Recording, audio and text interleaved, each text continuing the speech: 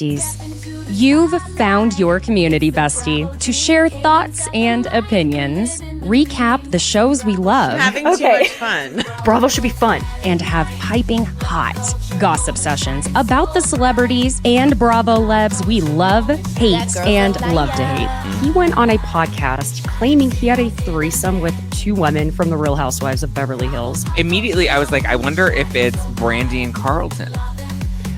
I'm Caitlin Marshall, your pop culture and Bravo bestie. Allegations. Allegedly allegations.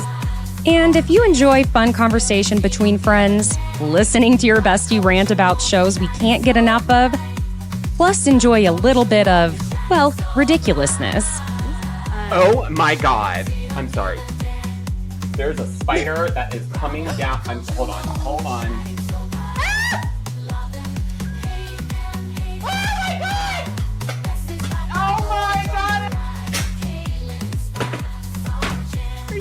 It's like the Blair Witch Project.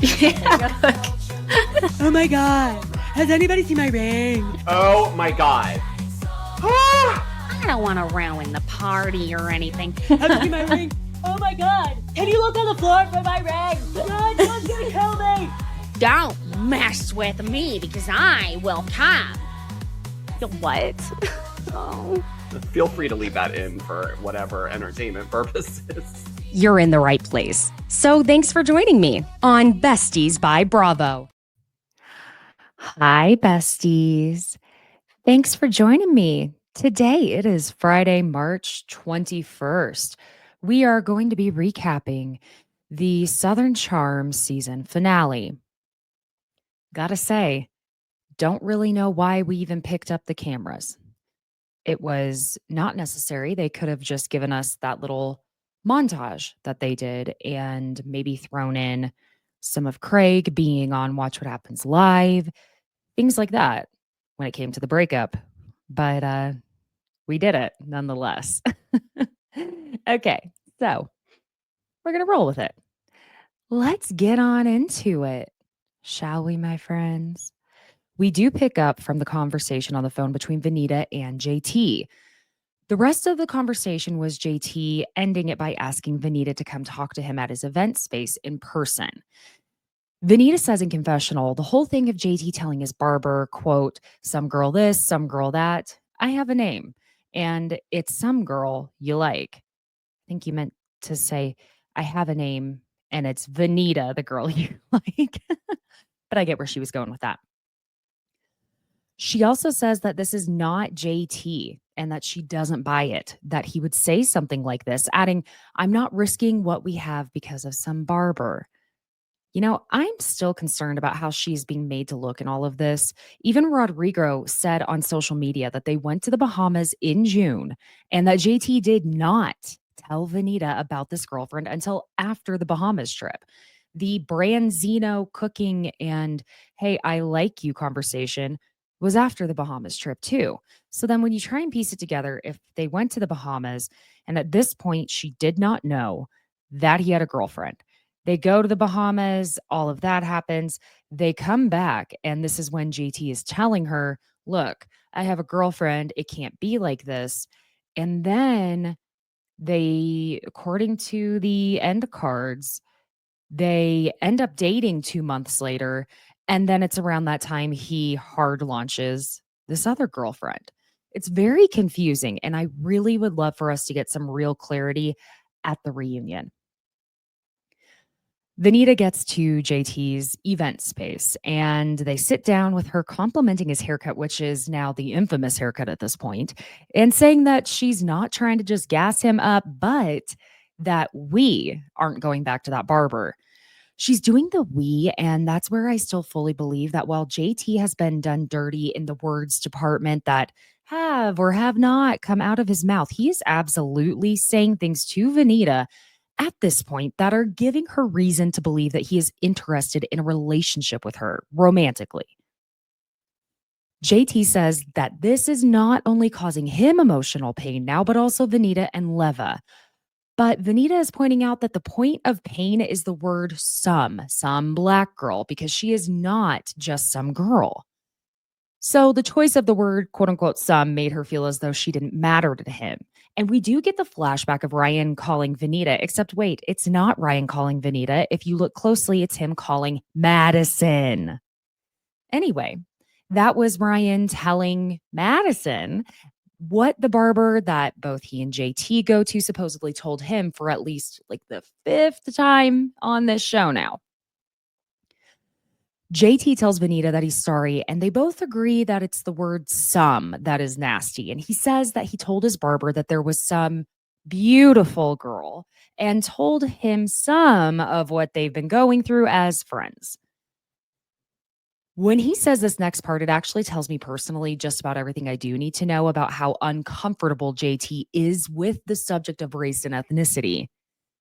He continues on by saying that he told the barber a beautiful, and then he just goes, black girl. I'm not implying that I believe JT is racist. I am, however, implying that if you're not even comfortable saying the word black when in reference to a person who is in fact black, and you feel the need to pause and stutter it, then there are possibly some internal biases that you do need to address. Just saying. Great example here. Okay. I will never forget this horrific first and only date I went on with a man who, let's start with the fact, I'm not going to say his profession, but if you heard his profession, you'd be like, wow, that man must have zero personality because it makes no sense. He starts this whole thing off by ordering wings, and instead of using a napkin, he proceeded to lick the wing sauce off of his fingertips as we were sitting at a table, and he was talking about his days now on the lacrosse team in college. And you know, y'all, if that obsession he had with South Park and Family Guy as a 39-year-old man who quite literally could find no other form of film or television that interested him to speak about, think about, watch, that should have been enough. But let's add in the wing sauce fingertips incident. So this guy was then telling me a story about a person on his lacrosse team who he had to lean forward very conspiratorially and whisper, he was black. If you couldn't hear me on audio, he whispered, black. This genuinely told me that this man typically has to whisper that description because he isn't usually saying something that is considered appropriate when he is talking about someone of a different color, or that guy finds someone being black something he has to whisper about because it's not a good thing. So either way, ask yourself this. Do you stutter, lean forward, and feel a little awkward saying it was a white guy, a white girl? No, highly doubt it. It's just something to pay attention to, in my opinion. JT has continued this whole word salad about what he said and didn't say to this barber, and they do both agree that this game of telephone was falsely making him out to say things he would never say and that it's not in his personality to say. He is heavily blaming Ryan in his confessional when in fact it sounds like Ryan is not lying, but rather that the barber here is to blame on the way he relayed the information to Ryan. And also that Ryan had the conviction that he was doing something right and protecting Venita by giving this information out. And again, up until the very end of this episode, I thought he was on the phone with Venita this whole time whenever we see that flashback of him talking about it. Nope, it says Madison LaCroix. In confessional, Venita says she will stand 10 toes down on being Team JT. JT tells Venita he was so worried that he had lost her, and that brings them to the point of dealing with Ryan and this summer soiree party that they were considering attending together. Or at least that Venita had asked, Ryan asked JT to attend with her. It's Ryan and Madison's party. JT has he's definitively made the decision, same thing, that he will not be attending, while Venita lets him know she doesn't necessarily want to go, but that he can't prevent her from confronting Ryan on the situation. They conclude that they're good and have no issues stemming from this. Then JT asks if they should hug it out, but put a pillow between them. Again, this timeline, so incredibly confusing given that end card we get about them dating, but why make the joke about putting a pillow between their bodies just to hug if he didn't actually have the girlfriend at this point? It's very, very, very perplexing. There are many things that I found in this episode perplexing, and I don't know if it's simply because today I feel like I am mentally walking through mud, been going through it, a lot of stress lately, and I'm trying to make sure I'm here, present, And it's not that easy today. But I am going to focus on being here with you, besties. We're good. Venita jokes with JT. They need to leave a little room for Jesus when they hug, and they're all good at this point, okay? So we're over to Madison and Brett discussing the party that Madison and Ryan are throwing, which is apparently at a venue that was previously a jail that had been renovated and flipped into an event space. I kind of love that and feel like there needs to be an episode of Ghost Hunters there. What do you think? There may have already been one. Who knows? Shep goes to a restaurant that's out on the water to meet Whitney, who wants to get a little snacky poo while they have drinks. Why is every single thing that comes out of Whitney's mouth creepy to me? The Sienna situation is brought up for the millionth time with Shep saying he won't be crying in my Cheerios every morning, even though he was in that state for a moment there, which Whitney tells him that he's truly never seen Shep that emotional before. Now we're on to the summer soiree that Whitney is encouraging Shep to bring a date to, and that Molly might be a good option after she seemed to be sweet on Shep when they were in the Bahamas. Shep says in confessional that he's not at a point where he could even fathom hooking up with another girl right now. Basically, that he's very much not ready for that. Shep tells Whitney that he doesn't want to mess with Molly's head. However, if she does want someone casual, he'll be considering that. Oh, thank you, Shep. Well, how very, very generous of you to be willing to consider sharing your bed with a gorgeous and funny model who, at this point, I feel has a very winning personality. Well, we cannot forget what we have also heard regarding the level of enjoyment comes with you and knocking a headboard type of session. Shepherd. I don't know. I feel like Shep needs to read some books about men who are written by women. If you know, you know. And then maybe you'll get a little bit of that reputation back in that area, but also let's add in an anatomy book. Sex ed. Let's do it. Because from what we hear, you don't know your way around there. Whitney does say that if Shep isn't serious about a relationship, that the last thing Molly needs is him screwing with her, which Shep does agree. He doesn't want to lead her on in any way. But then he immediately says, so should I just ask her? And calls her to ask her to go with him to the summer soiree. And here we are again. Gosh, Shep, don't ponder on it too much or be too invested in this decision, let alone too terribly excited about taking the stunning model with a fantastic personality as a date to a summer soiree party. Jesus Christ. She agrees to go with him, obviously. So that's going to be like a whole thing, ain't it? Craig is driving Paige to the airport, and this is supposed to be the day before the party. So obviously, Paige will not be attending this. She jokes with him about the riffraff on the planes from Charleston to New York because the Southerners are chit-chatty while the New Yorkers are needing silence. My God, is that so true? You cannot. I swear, you go back. If I ever go back to Oklahoma, it's been a while. But when I have, and I go just to the grocery store, it's a whole conversation with a stranger that ends with me talking about my family and my childhood trauma because they're talkers. Craig asks Paige when he will be seeing her next. So she's got her little iPhone out, checking the calendar, where she's going to be going to LA in 2 days for 3 days. Then she's going to Italy with her family, then going on tour, which we now know was about to be a huge point of contention in their relationship at that point.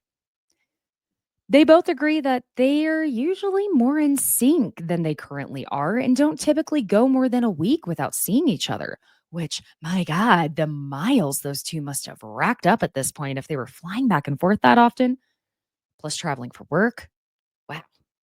Which, by the way, speaking of flying and miles, if you are or happen to be near the Denver area, I personally will be going to the Denver Home Show tomorrow. Why, do you ask? Well, Craig Conover's on the panel, and my friend Ty was like, hey, are you coming? Doing a giveaway with sweepstakes and tickets. I'm going to be there. Let's go. So he's doing the panel today and tomorrow as well. I'm going tomorrow because guess what? Today I'm here with you, friends, and I'm going to sit here and just mildly talk a little shit on him. So I'll wait till tomorrow. Anywho, Craig brings up again that he's wondering when the next time he's going to be seeing her, but she jokes with him, Never. This is the last time you'll ever see me, which they're meaning to be an omen, but at the same time, they didn't break up for another 5 months. So, whatever. It's now time for the party. And this is one of the most beautiful heterosexual and gay couple pairings I've ever seen of Ryan and his husband. I forgot his husband's name, but also Madison and Brett walking into this venue. They look like a double pairing for a K Jewelers commercial or something. Every kiss begins with K. We do find out that Ryan has a big issue with feathers being used as decor in vases. It's going to be a thing. It's his little bit now. Craig and Austin will be going to the party together, considering neither of their girlfriends live there in Charleston. Austin tells Craig about a text he received from Taylor the prior day, and that the content of this message was that the girls were talking about Austin asking to see Sally's boobs. Okay, so now we finally understand why we got that scene of Salley and her mother at the plastic surgeon's office that was far too long about getting her implants taken out. Honestly, I really didn't grasp why we would get so much information on why Salley was removing her implants. But now it makes much more sense that it was about letting us know that if Austin had inquired about taking a gander at her chesticles, it was because she was going to be smaller in the booble area. And he was curious, as a typical male of any sexual orientation is, because it does seem that no matter the genetic makeup of a man, boobs will fascinate him. And we get the flashback of Salley telling Venita, Leva, Madison, and what looks like Taylor as well. This is where I have a problem. What is going on, editors? This makes no sense. None. Also, Salley telling them that's what this was all about? Really? Now, let me also say this. Granted, if it were my boyfriend and he were yelling at a friend who is a female across a wide distance while she is in a bikini, show us your tits, show us your tits, I would end up having to explain why one of the many 7 by 6 foot holes in the ground I have ready located in remote areas that I usually keep available is suddenly covered up. But also, Salley is describing it to the girls in a way that does feel scandalized, saying, he said it like 4 times, show us your tits, show us your tits. Then Salley went on to say, like in a group setting. Nothing about this reads the way she re-explains it to Taylor later in the episode, but okay. Austin tells Craig that Taylor was essentially giving Austin an FYI that Salley was now attempting to come for his relationship with Audrey. But now Austin throws Taylor under the bus, claiming that he told Taylor this was a clear projection of her just not liking Salley, while Craig, he declares that boobs are boobs. See? Men and the boobies. Salley and Andrew are on the way to the party, so we get the explanation in her confessional about how they had this rom-com type of beginning to their relationship because they were best friends for about a year. Again, I have to say that I'm getting a bit confused by the random bits of information we are receiving about Salley throughout the season. It always feels slightly out of place, and I know we should and do praise our editors to the high heavens and love their brilliance beyond anything. However, the way this episode was edited feels extremely choppy when it comes to storytelling, in my opinion, y'all. I mean, listen, I believe the editors on Bravo, no matter the production company, are genuinely some of the most brilliant in the field. So that's what brings me to the next point, is it tells me something in particular, which is that there wasn't enough to work with if they were changing the timelines this drastically when it came to the Venita and JT situation, and then having to randomly insert these bits about Salley. I don't know, maybe it's just me, but it all felt a bit disjointed and like they were just trying to put whatever they could to fill the hour until we got to the end of it with the Paige and Craig breakup. That was a total of, I don't know, 3 minutes, if that. It was so underwhelming that they truly either need to stop picking up cameras every single time someone breaks up or choose to film for at least an entire week if they're picking it back up, because they need to stop trying to recreate Scandival. That Scandival finale will never be topped, y'all. Never. Now we have Shep arriving at Molly's house looking like a Civil War reenactment actor who just wants to make his costume cuter because the vintage outfits that they usually wear aren't really his color. And the fabric on the vintage ones is just a little scratchy on his delicate skin. Molly has quite an interesting door knocker. It's a man with giant balls. So naturally, Shep is fascinated because men, you know, boobs and balls, dick and fart jokes. Quite simple creatures at the end of the day, aren't they? Shep then needs to use the restroom, but wants to reassure Molly it's not going to be a recreation of Something About Mary, where Ben Stiller got his own balls stuck in a zipper picking her up for prom. Which also, Molly is feeling like she's going to prom, being all dressed up, waiting on Shep to come pick her up, and it's a little weird for her. She does acknowledge in her confessional this is very soon after everything with Sienna, so she's not looking or expecting to get married, but I think she's also looking and expecting to have something come from this, whether she says it or not. Let's be real here, my love. We now have everyone arriving at the party, and my God, Salley, her boyfriend, Andrew, he has the most stunning hair. And why is it always men who get to have this type of hair and those type of eyelashes? You know which ones I'm talking about. The kind that men aren't even going to do anything with. In fact, I saw something on social media. Men, straight men, are you all okay? Because I saw that y'all are having your eyelashes cut. That is sacrilegious and quite frankly, one of the most disturbing things I've seen on social media in a very long time. Are you okay? I think we need to go to therapy before cutting our eyelashes off. Jesus. Leva arrives and says hello to Ryan and Madison, but she does tell us in confessional that once she heard the barber who started all this bullshit over the phone with her own ears, she was pretty much over Ryan and his proclamations at this point. And she feels that if he had heard those things said, then Ryan needed to call JT like a man and just say that he heard JT disrespected his friend instead of doing the cutesy whisper, whisper, whisper game of telephone. Madison brings up to Craig that she wishes Paige could be here because she'd love a black tie and just anything for a good excuse to dress up. I mean, same, babe. Austin goes over and talks to Salley and really wants to clear the air with her about how it came back to him that he was saying things in the Bahamas about, which she goes ahead and helps him finish that sentence because he is not even comfortable saying it to her. She just goes, my boobs. Oh my God.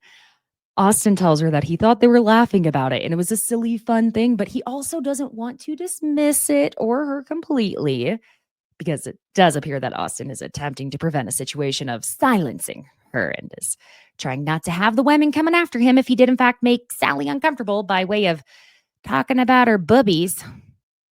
I mean, it's forget prom. This feels like junior high. And to be fair, Austin probably should be panicking a little, even if he thought things were all fun and games regarding that. I mean, I would if I were him. Salley reassures him that it was very much just in a fun and silly way because everyone knows that she's removing her implants, which gives him clear relief, as that's what he thought it was as well, but just says vaguely that it was brought to his attention. So, of course, Sally's going to ask who brought it to his attention, and he informs her that it was indeed Taylor. Oh, great. Perfect, because truly, at the end of the day, all Salley really needed was an excuse of some kind to come for Taylor. We know she's been ready to do it for quite a while. Let's be real. She'd be all too happy to do it, but I'm not so sure that I find Taylor to be in the wrong here after seeing how Salley was describing it in what we saw of the conversation in the flashback. Again, Salley was acting very scandalized by it from what we got, and I think Taylor was actually both being a good friend to Austin and being thrilled to take an opportunity to say, see, I told you she's a wretched bitch. But bless her heart. Salley says it wasn't that big of a deal and that she doesn't know why Taylor is trying to make it one.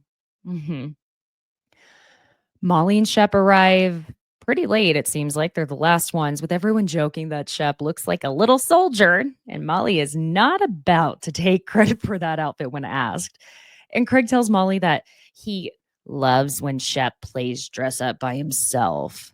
God, even the men infantilize the other men on this show.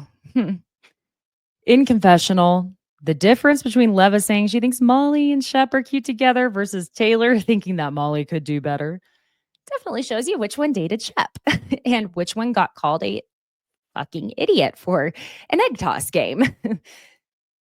Spoiler alert, it wasn't Leva. Would have loved to see him try that with her, though. Now it's Miss Pat and Whitney arriving, because if Whitney isn't arriving with an anemic 23-year-old who's in desperate need of a steak sandwich, it's going to be his own mother.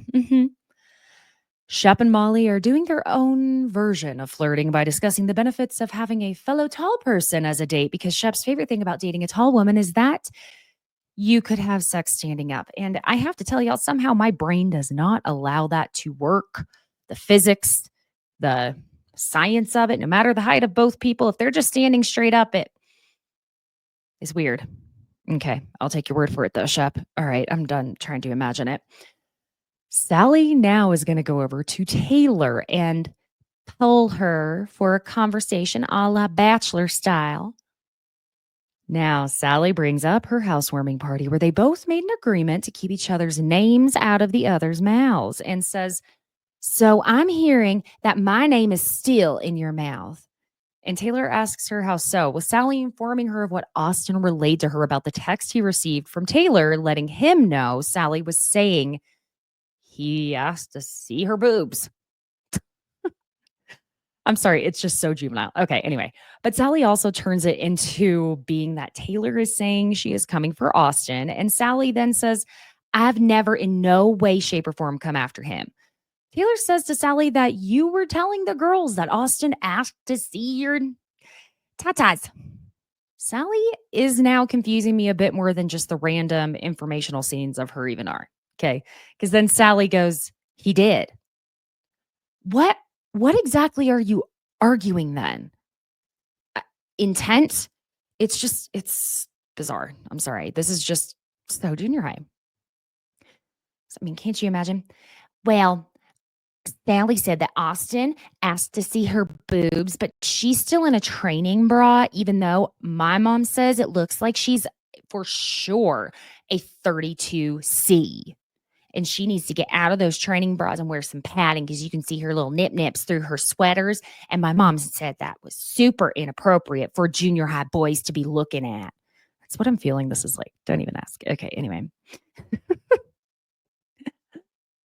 Anywho, Taylor tells Salley that she didn't take or relay that Salley was saying any of this in a malicious kind of way. And Salley says, "No, never said that." Again, perplexed. I assume what Salley's meaning here is she never said Austin asked to get a glimpse of her gals in a malicious way, but alrighty.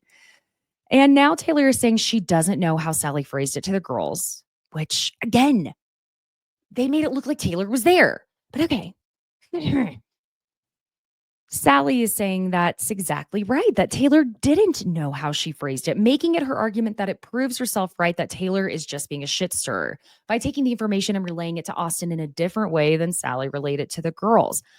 But again, y'all, what is going on here? I had to literally rewind and go back to the flashback of Salley saying this, because it appears that Taylor was there at the end of that little flashback, because they show her making a face, but you also don't see her on the sofa right there when it's Salley, Leva, Madison, and Venita. But the sofa they're sitting on is the same sofa that Taylor was sitting on in her reaction face of the flashback.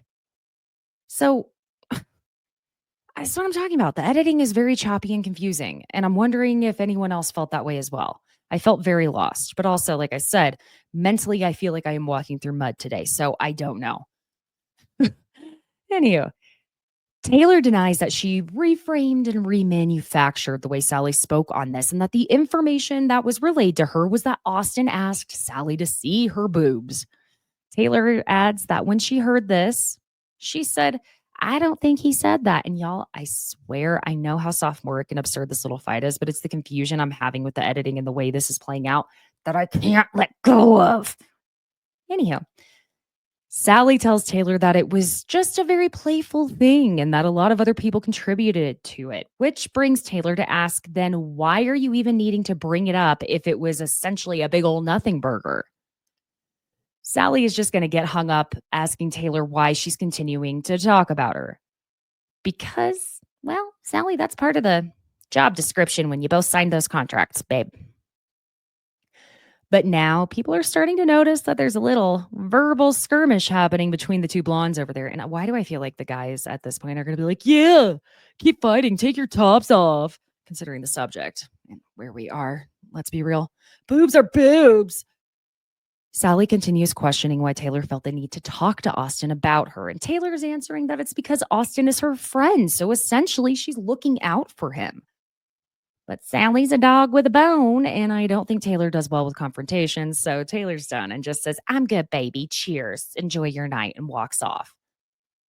In Sally's confessional, she says that all Taylor does is run away and that they can't resolve anything if Taylor keeps running away.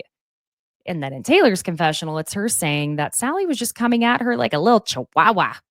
She just really wanted her to go away. Oh boy, this moment. Okay. So now our friend of Tyler says to Salley and Taylor, where they're standing in a group with Molly, Madison, and Rod as well, that he thinks they should cheers to them dating each other's exes and move on. I agree to that until when they cheers and Salley goes, at least I got the better one. And God, if I don't know if I feel sorry for Taylor for sure or not, but the way she says this, Taylor immediately goes, at least I got the better ex, which causes Salley to look at Taylor as though she's now locking in some sort of puzzle piece that is telling her Taylor is trying to single white female her, which I don't think she is, but maybe she is. Who knows at this point? Because Salley says, I already said that. It's awkward. Jesus, Salley. It's not that big of a deal. Oh, Venita. Venita is so freaking cute. It's just like you can see, she has like this sweet, like, it's like she's got like a sweet little girl face, but at the same time, she's just a gorgeous woman. It's like this youthful, precious energy, I think is what I'm trying to say without, dumbing down to a younger age and trying to say she looks like a little girl. That's not really what I'm saying. Anyway, it's getting to Venita, the anxiety of needing to talk to Ryan. And Leva is encouraging her, telling her she'll go with her and support her. Venita says in her confessional that it may be the Southern belle in her that just doesn't like conversation, and it makes her very uncomfortable. But she's not going to be alone when she has to be, confrontation. Leva and Venita grab Ryan and go into the side room with some mismatched sofas to have a little chat with him. And Ryan's recurring bit is that he has very big issues with feathers. Big. It's like no wire hangers type of feather issues. You know what I'm saying? And you can also tell Leva is very much over it and attempts some little small talk about how beautiful the venue is. But you can tell Leva is not feeling Ryan at all in this moment.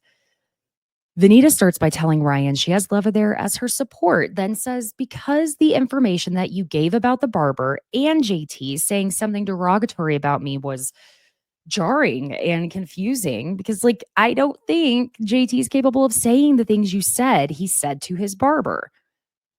And again, we get that flashback again of Ryan. Well, not this one again. I'm sorry. We've had this flashback only twice of Ryan. No. Oh my gosh. Where am I? Yes. I lost my place, my friends. I'm sorry. I told you. Mental mud. We get a reminder again of Ryan saying that the barber told him that JT told the barber that some black girl has been coming on to him and his girlfriend is going to be so pissed off. Venita then tells Ryan she learned that there were no facts behind this, which Leva clarifies here that JT called the barber in front of her.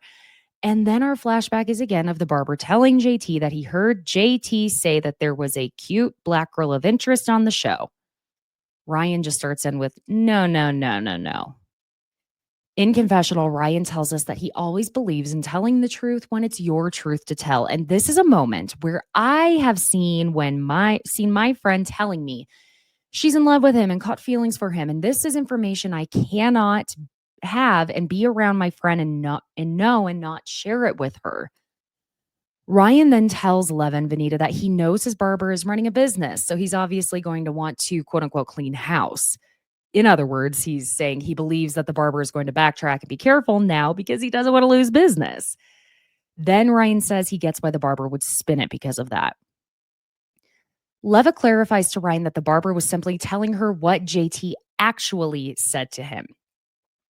And that the barber did not say that he said these things to Ryan. So now Madison is going to be one of many to come in and join the action because there can't be a scene happening without our certain stars coming into the fold, honey.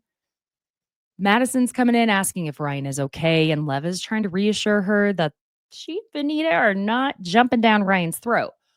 Which I will have to say that while I think it's all good and fine that Venita has Leva as support, I also feel that Ryan should be allowed to have a friend in there as support for him because it does feel like a bit of an imbalance of power. And now I'm also getting frustrated that no one is truly just calling all of this what it is. The barber is the one who has a way of speaking in the manner that JT is being accused of, and we haven't seen JT speak in that manner. So it's the barber that is the problem and started it all. It's also frustrating how it was Craig, from what we saw, inventing this conversation of JT calling Miss Patricia a bitch. It's like, guys, come on. We, as the audience, it's frustrating. You know what I mean? It's clear as day. But I do 100% agree with and understand Ryan wanting to let Venita know what he was told and, what was said. I think he was just trying to be a friend to her in this, but also I'm not a total dummy, besties, because Ryan was also equally thrilled to get the tea and the camera time that would follow it by him spilling said tea. Now Rod comes in to join this little party, and it's a clear division of who stands with who on these sofas as Rod takes his seat next to Leva and Venita, with Madison across on the other sofa sitting next to Ryan.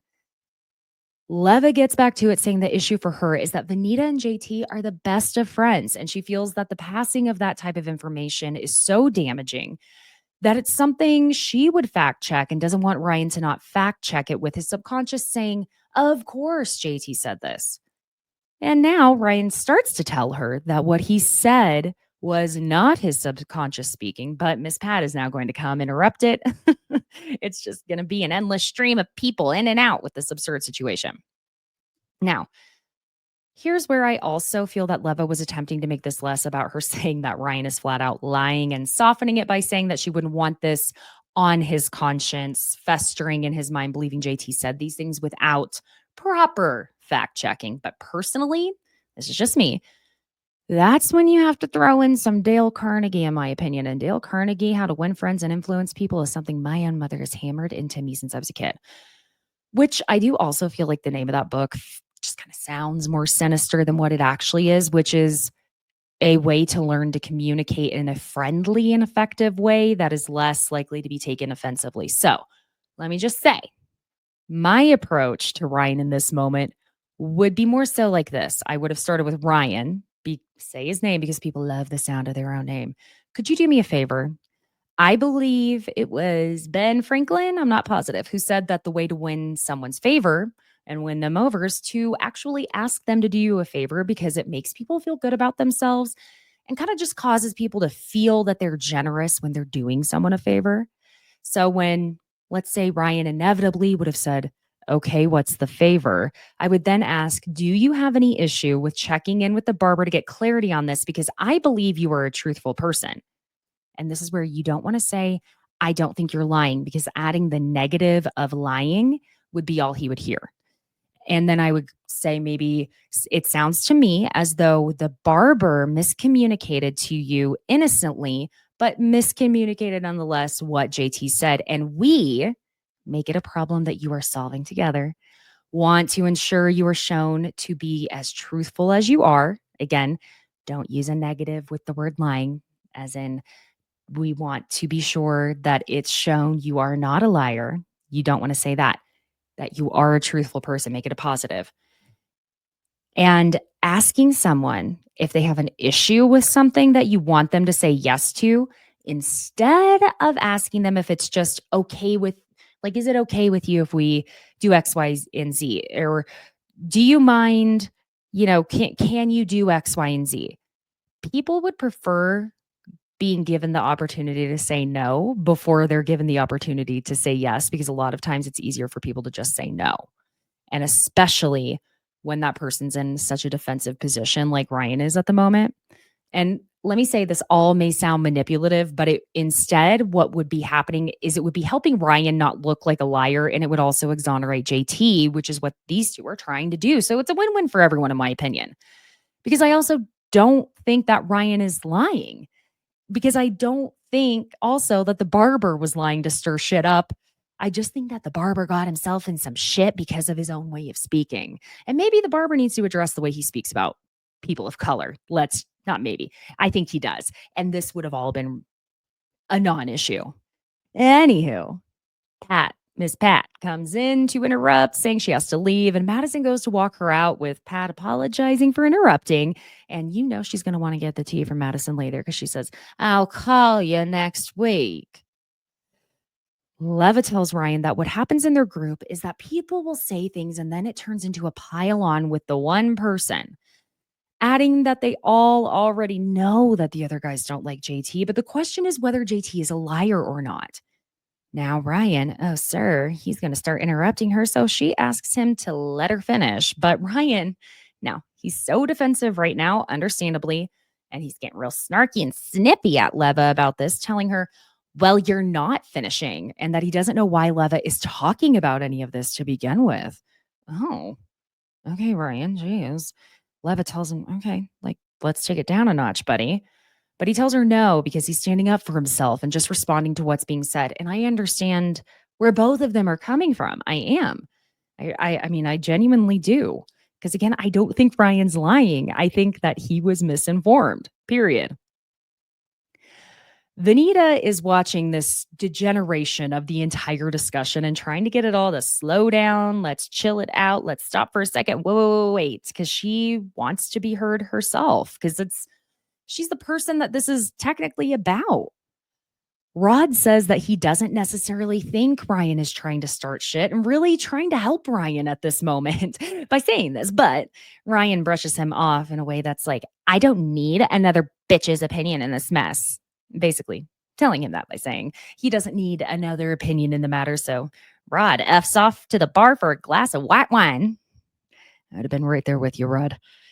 Venita tells Leva that she wants her to support her, but that if she has to have this confrontation and discussion with Ryan, she's not going to be able to do it with Leva there as well.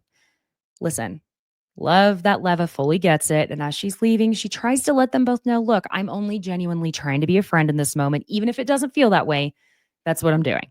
Because I think Leva's just at this point, she's frustrated by how juvenile the game of telephone has become. It's frustrating. And it's like, why is everyone mad at this person when they don't need to be? Let's just get to the source and nip it in the bud. I think that's what's frustrating her because they're all adults.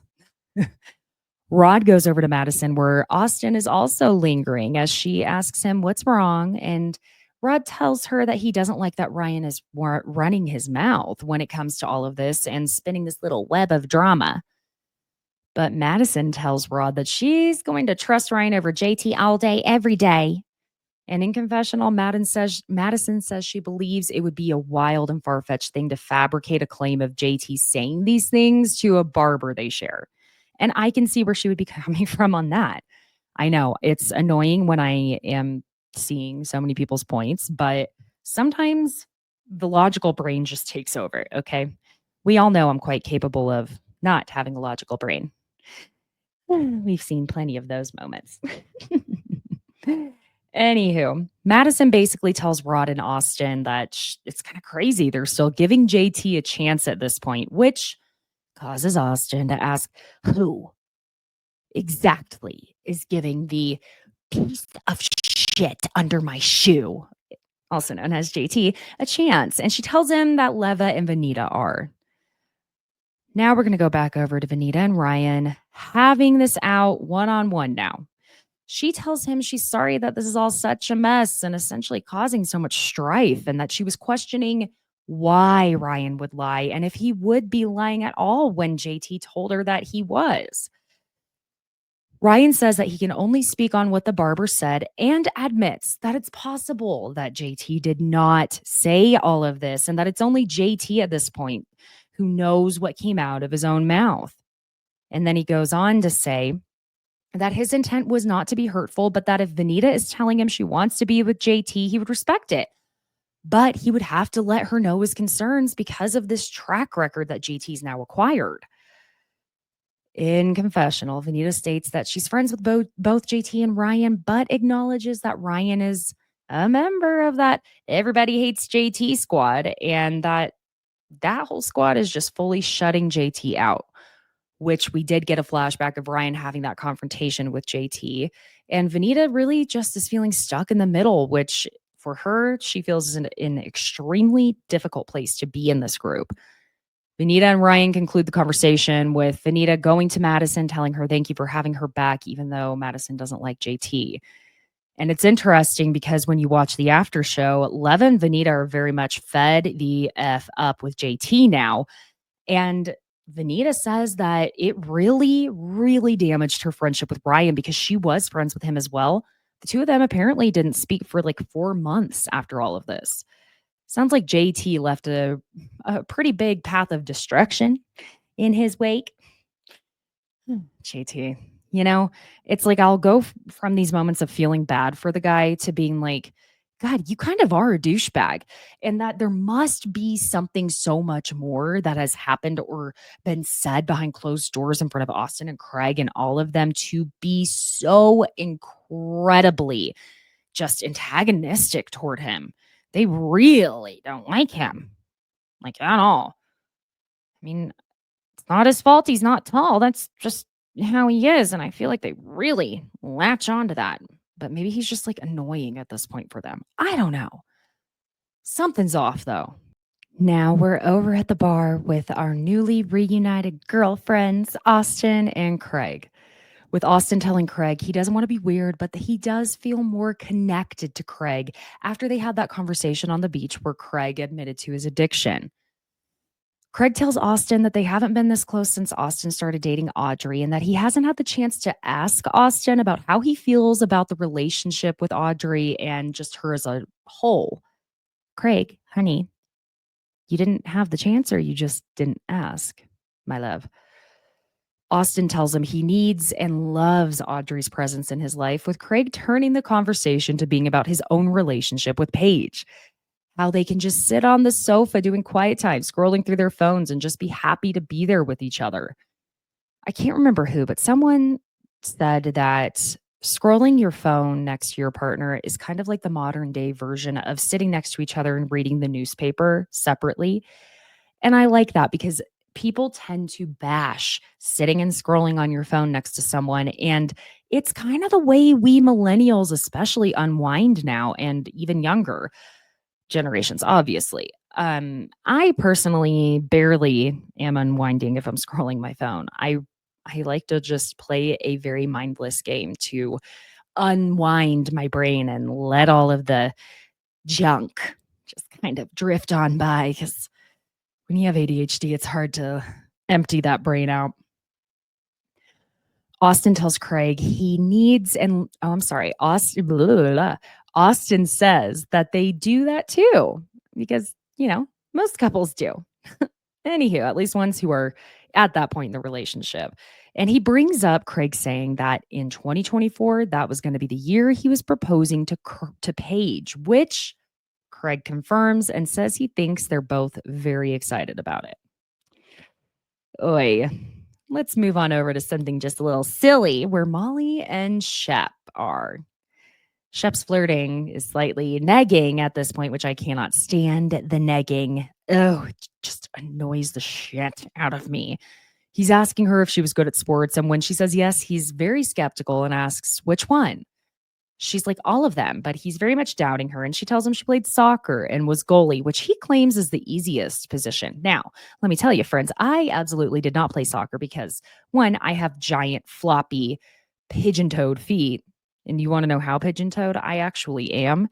When I was a baby, I was like a toddler. My parents took me to the doctor because I was very pigeon-toed, and they did an examination, the x-rays, all of it. And they said, normally, if someone is pigeon-toed, it's either their hips, their knees, or their ankles that turn in. Your daughter, Caitlin, she has all three. All three. I mean, I guess if I was going to do it, I was going to do it. So I have had to teach myself how to turn my feet out when I walk. And the more tired I am, the more my feet, like, my feet bend under me and the more inward they go. So it's a quick way. You ever see me in person to tell that I am tired.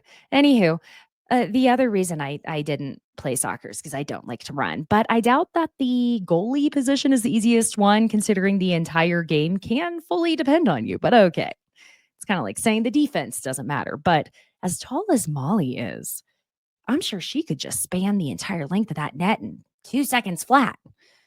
She then tells him immediately, "Shut up. I also did the triple jump, long jump, high jump. I can't jump either. Like Molly and I are like polar opposites with this.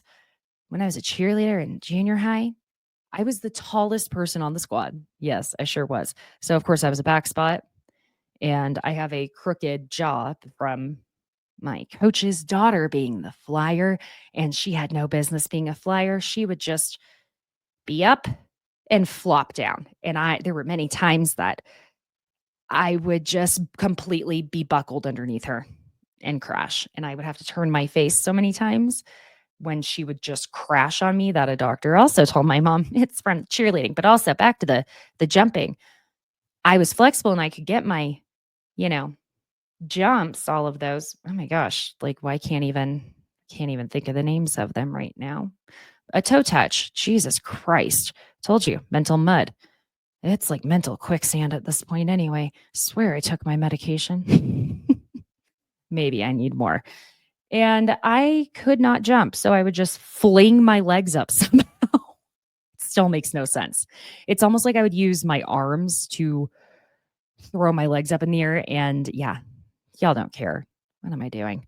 Anyway, Madison and Salley are bearing witness to the bizarre mating ritual playing out in front of them between two people who have very long, stretched out bodies, aka Molly and Shep. They're both loving it, though, with Sally saying in confessional that Molly is a way better match for Shep than Sienna because Molly is actually into him. Now it's just Shep and Molly off to the side with the rest of the group off, observing this interaction as though they are David Attenborough narrating the mating rituals of a mid 30 something year old female and a late 40 something year old male. Yeah.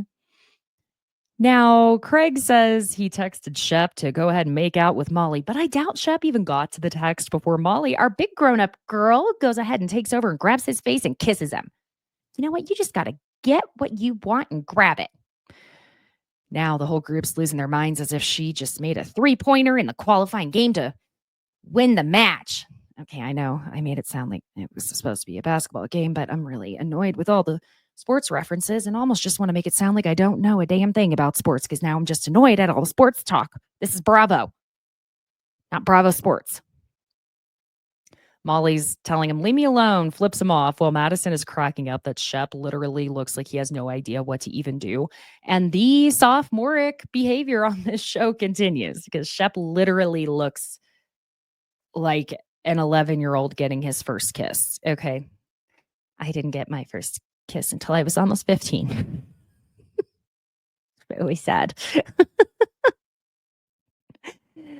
Anywho, Shep, really though, a stunning model is kissing you and you're just standing there with your arms crossed low, girding your loins. Come on, man. If you're not that into it, just say so, or else just go get into it. Jesus Christ. Now we get a card that says 2 hours later, with fireworks going off, informing us that Molly's dry spell has ended. Fantastic. Sorry, Molly. Sorry for you. But then we get a card that says 2 months later with a photo of JT and Venita saying that they started dating 2 months after all of this. And then it says until, and it shows a social media post of JT with a cute little blonde and the caption that says long overdue, which I have also heard that this blonde, his girlfriend, was one of JT's interns. And then when Venita was on Watch What Happens Live, she said that word on the street as they broke up. But anywho, the next card on the screen says Venita unfollowed JT and they have not spoken since. We get another card 5 months later with Paige's voice playing from the Giggly Squad episode saying, Craig and I have decided to no longer be together. And all the headline clips with her also saying in the episode, I'm a different person than when I started dating him. Now we're at Austin's house where Shep is there and Craig is walking up, very sad. Shep is telling Austin in the kitchen while he's opening a bottle of rosé that he was in the Caribbean. Shep, are you ever home? Just wondering. When Rod texted him asking, have you seen the news? Holy shit. And Austin says that he thinks that there were cracks, but not enough for Craig to actually terminate this relationship with Paige. And that's just as Shep is saying, he feels bad for Craig and that he also doesn't think that Craig was driving that bus in the relationship. I did like seeing Craig, Shep, and Austin come together, our core three boys, really just be there for Craig. It's Craig in the living room with him telling the boys that he and Paige had a great Thanksgiving together with her family and that everything was normal. Their chemistry, just everything was great. And that she then called him a couple of weeks later saying, we got to talk, and that he just knew. And it's confirmed this was all before Christmas. She told him she needed to find herself, he says, and take control of her life again, and that they needed to break up. But Craig says that the only people he wanted to tell at that moment were the two of them. And then adds, but the truth is that, like, I couldn't let it get out yet. And it was a bummer because I was like, I don't know if I can tell Austin and him not say something. So it sounds like Craig didn't actually trust Austin not to spill the beans on this breakup, which I'm sure Austin would have to question him on that later on. But Shep asks Craig if he was waiting for Paige to go public with the breakup before he said anything. And Craig says, yes, that's what he was doing because he didn't want it to be real. I do feel bad for him here, but we have to admit it is quite fascinating how different the points of view are. The POV of Paige's show, Summer House, on their relationship, and the POV from Craig's show on their relationship. Two totally different perspectives.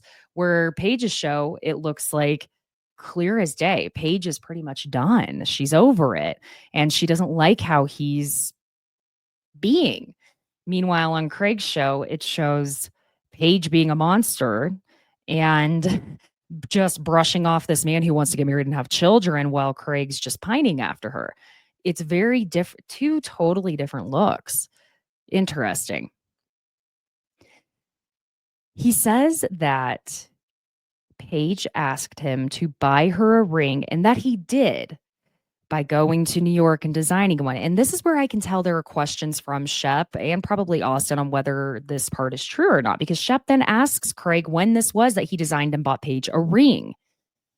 Craig tells him it was the last summer, so this would have been in 2023, but that's when Paige was like, actually, hold off on doing that. So he basically is saying now, reflecting back, this may have been when Paige was starting to kind of panic here and freak out about what's going on in their relationship. He says he offered to move to New York and raise kids in Manhattan, but that Paige told him she really felt that he would resent her if he came and lived that life in New York with her instead of in Charleston. Then Craig tells the boys that he just felt that this was such a rare type of love to have come into his life where they were best friends, loved each other, had a great sex life, and so many boxes were checked that he couldn't ever wrap his head around even remotely considering giving that up. And then he says it's kind of weird to mourn someone who's still alive. Ugh. You know, we can say what we want about Craig, about some of his behaviors. We can say what we want about Paige. But at the end of the day, it is sad when a breakup happens. God, that pain. It's like gut wrenching. I mean, they say that it can physically feel like a freaking heart attack. It can be so painful. So, you know, I think part of this came down to Craig was truly trying so hard to be in denial. He wanted to believe that this was going to work back out and that Paige had reached her breaking point with certain behaviors that don't align with what she needs and wants. And she said herself she is a different person from when they first started dating. They grew apart. I keep saying this. They grew apart. And it's sad. God, Fucking breakups suck. Now, the reunion preview has everyone being surprised by Madison revealing her pregnancy. Craig saying that he came home one day to all of his things being on the front porch with Andy asking him if Paige broke up with him for a new guy. And then Taylor standing up for herself, saying that Salley leveraged the fractured friendship she had with the girls in the group to get closer to them. And I'm always kind of split on Taylor. She's not my favorite, I'm not going to lie, but I think that's a fantastic point. It sounds like she's making to Salley here. We'll see. We see Craig going hard on Leva. And then Shep and Craig going at it, with Austin also saying he's scared of Craig, and Andy asking for a raise of hands for who all is scared of Craig. And it's quite a few hands if it's the same thing. Then it's going to be JT telling Venita she ghosted him and that really hurt him. While she's like, dude, your girlfriend is in my DMs calling me a rat. Excuse me. We write at dawn for Venita Aspen. And that he should have talked with her about it, which he claims he did. So that's when Venita's like, oh, really? You want me to go get my phone and prove it? Okay, fine. She gets up, bam, in that hot AF outfit and tells him, I'm getting my phone. As she's walking off, Andy tells JT he has a feeling it's about to get worse. And Venita said on Watch What Happens Live that she kind of wishes they had gone harder on JT during the reunion. But Andy was like, I don't know, man. That was a pretty long flaying of that man. And Venita kind of joked with him, like, yeah, I know. I'm just kind of being a hater. So I'm excited to see this. I think we are owed a lot of answers from our charmers. Don't y'all think? I do. Besties, I hope you have a fabulous, fabulous weekend. Again, if you're in Denver, go to the Denver Home Show. If you're there, come say hi to me. Please. I will always welcome seeing a friendly face. Okay. Seeing a bestie anywhere makes me happy. If you are watching on YouTube, please like this video and subscribe. If you're listening on audio and you're not driving, bearing that in mind, could you leave me a little 5-star review with a comment about what you do like about the show? It does mean so much. I love seeing those comments. It keeps me going, and I could use that right now. It's been a rough 2025 over here. Now, if you could also go ahead and check out the social media. That's at Besties by Caitlin, the same name across all platforms. And Caitlin is spelled Caitlin on Instagram, TikTok, and YouTube. Head on over to the Pop Culture Besties Etsy merch shop. It's all designed by yours truly. Hope you find some cute things there for yourself or your favorite Bravoholic bestie. They make great gifts. That's usually what people are buying them for, is to go to some sort of Bravo event or as a gift. That's what I've noticed. So anywho, besties, like I said, have a fabulous weekend. And I will see you next week on Wednesday for The Real Housewives of Beverly Hills, darling. Okay, thanks again for joining. Bye.